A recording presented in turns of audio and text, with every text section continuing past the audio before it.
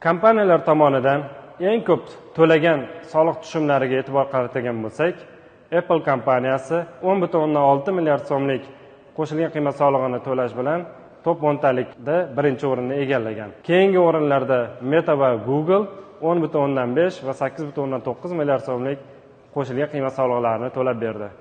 Shuningdek, birinchi marta o'zining ChatGPT, DALL-E kabi sun'iy intellektlar bilan mashhur bo'lgan OpenAI kompaniyasi birinchi chorak uchun 1 milliard so'm qo'shilgan qiymat solig'i to'lab, mazkur reytingda 4-o'rinni egalladi. Soliq kodeksining 282-moddasida belgilangan elektron shaklda ko'rsatuvchi xizmatlar mezonlari asosida xizmatlar ko'rsatuvchi xorijiy kompaniyalar O'zbekiston Respublikasida qo'shilgan qiymat solig'i to'lovchisi sifatida ro'yxatdan o'tishlari shartligi belgilangan. Elektron shaklda xizmatlar ko'rsatuvchi xorijiy kompaniyalar O'zbekiston Respublikasida xizmatlar ko'rsatish boshlagan sanasidan boshlab 30 kun mobaynida Tax.uz portali orqali elektron shaklda qo'shilgan qiymat solig'i to'lovchi sifatida ro'yxatdan o'tish bo'yicha ariza taqdim etishlari shart.